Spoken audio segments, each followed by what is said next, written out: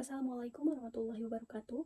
Perkenalkan, nama saya Marisa Aulia dari program studi Ahwal al-Syakhsiyah dengan NPM 100101222. Di sini saya akan mempresentasikan laporan kuliah kerja lapangan saya yang berjudul Prosedur Administrasi Perkara Non-Advokat melalui e-court di Pengadilan Agama Ngamprah. Kuliah kerja lapangan merupakan salah satu kegiatan mahasiswa dan merupakan bagian dari mata kuliah di program studi Ahwal al-Syakhsiyah Fakultas Syariah Universitas Islam Bandung. Kuliah kerja lapangan ini sebagai bentuk pengimplementasian dari berbagai teori mata kuliah yang telah dipelajari sebelumnya dengan praktik di lapangan. Selanjutnya, tempat dan waktu pelaksanaan KKL. Selama KKL, saya di Pengadilan Agama Ngamprah kelas 1B karena saya memilih Pengadilan Agama Ngamprah sesuai dengan mata kuliah yang selama ini saya pelajari, di mana pengadilan agama itu merupakan pengadilan tingkat pertama yang bertugas dan berwenang memeriksa, memutus, menyelesaikan perkara di tingkat pertama antara orang-orang yang beragama Islam di bidang perkawinan, kewarisan, wasiat, hibah, wakaf, dan sodako, yang mana dilakukan berdasarkan hukum Islam yang juga diatur dalam pasal 49 Undang-Undang Nomor 50 Tahun 2009 tentang Peradilan Agama. Dan waktu pelaksanaan KKL itu dimulai dari 31 Juli 2023 sampai dengan tanggal 1 September 2023. Selanjutnya yaitu sejarah instansi. Pada tanggal 5 November 2018, Bupati Bandung Barat A.A. Umbara meresmikan operasional Pengadilan Agama Ngamprah, yang mana sementara waktu Pengadilan Agama Ngamprah mendapatkan pinjam pakai gedung dari pemerintah Kabupaten Bandung Barat di lantai 1 Masjid Agung Asidi Komplek Pemda Bandung Barat. Dan kemudian sekarang Pengadilan Agama Ngamprah berpindah ke alamat yang bertempat di Jalan Raya Gado Bangkong nomor 167C, Cimareme, Kecamatan Ngamprah, Kabupaten Bandung Barat, dan status bangunannya itu masih mengontrak. Berikutnya, profil Pengadilan Agama Ngamprah. Ketua Pengadilan Agama Ngamprah yaitu Dr. Muhammad Iqbal, SHIMA, yang beralamat di Jalan Raya Gado Bangkong nomor 167C, Cimareme, Kecamatan Ngamprah, Kabupaten Bandung Barat, Jawa Barat. Dan luas wilayah administratif mencakup 1.305,77 km persegi. Kemudian wilayah yuridiksi Pengadilan Agama Ngamprah meliputi 16 kecamatan dan 165 desa. Selanjutnya yaitu ringkasan pekerjaan selama KKL di Pengadilan Agama Ngamprah. Selama KKL saya ditempatkan di beberapa tempat, diantaranya yaitu di bagian arsip, posbakum, dan kesekretariatan. Selain itu juga saya diberikan tugas oleh Ketua Pengadilan Agama untuk membuat konten setiap 1 minggu sekali terkait dengan tata cara dan alur pendaftaran di Pengadilan Agama Ngamprah. Kemudian, di bagian arsip memiliki tugas untuk merapikan berkas, men-scan berkas, dan menginput data ke SIPP, yaitu Sistem Informasi Penelusuran Perkara.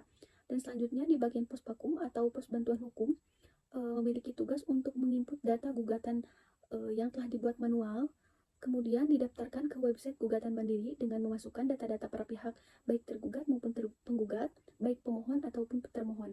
Dan yang terakhir, di bagian kesekretariatan, saya memiliki tugas untuk membantu para pegawai, mulai dari mengecap berkas-berkas, merapikan surat-surat, surat tugas pegawai, surat keluar, surat pembelian kebutuhan Pengadilan Agama Ngamprah, kemudian yang terakhir mencatat dan menginput delegasi atau tabayun, yaitu pemanggilan atau penyampaian relas bagi para pihak yang berada di luar wilayah yuridiksi Pengadilan Agama Ngamprah.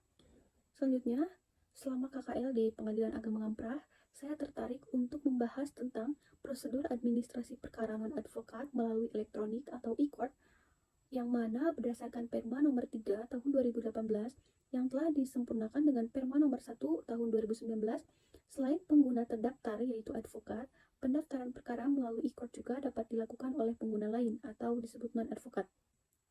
Jadi seluruh rangkaian pendaftaran perkara baik itu gugatan atau permohonan dilakukan secara online, dari mulai pendaftaran perkara e-filing, kemudian pembayaran panjar biaya perkara e-payment, kemudian pemanggilan pihak secara online e-summons, dan terakhir yaitu persidangan secara online e-litigation. Jadi untuk pemanggilan pihak pun akan dikirim melalui email, tidak akan dikirim melalui pos. Selanjutnya itu tata cara pendaftaran akun non-advokat melalui court.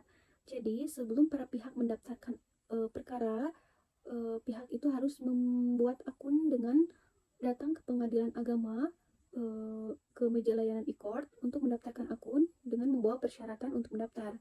Kemudian pihak menyerahkan KTP atau surat keterangan domisili, mempunyai email aktif dan nomor rekening bank. Setelah itu pihak mengisi G-form yang telah diberikan oleh petugas pengadilan, yaitu untuk permohonan pembuatan akun e-court yang nantinya akan mendapatkan kode aktivasi yang dikirimkan melalui email. Nah, setelah kode aktivasi telah dikirimkan, maka pihak melakukan registrasi ke website e-court Mahkamah Agung dengan memasukkan username dan password yang telah dikirimkan melalui email. Nah, nanti para pihak akan mendapatkan username dan password yang telah dikirimkan oleh petugas pengadilan agama melalui email. Jadi, para pihak langsung memasukkan username dan password yang sesuai. Selanjutnya, pihak dapat memilih jenis pendaftaran perkara dan memilih pengadilan tujuan. Jadi, nanti ada beberapa pilihan, di antaranya ada cerai gugat, cerai talak, dan lain sebagainya. Kemudian, para pihak pun bisa memilih pengadilan agama manapun. Nah, setelah itu, pihak mengisi data-data, terus kemudian mengupload berkas perkara dimulai dari surat gugatan atau permohonan, alat bukti dalam format PDF dan dokumen. Nah, selanjutnya itu melakukan pembayaran secara elektronik sesuai nomor virtual yang terdapat di halaman e-court Mahkamah Agung. Nah, yang terakhir itu setelah melakukan pembayaran, maka perkara akan diregister petugas pengadilan dan notifikasi nomor perkara akan dikirim melalui email.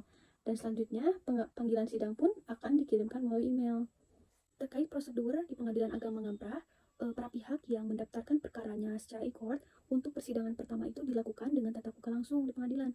Nah, jadi nanti para pihak datang ke pengadilan untuk mengikuti sidang pertama, yaitu pernyataan bukti-bukti.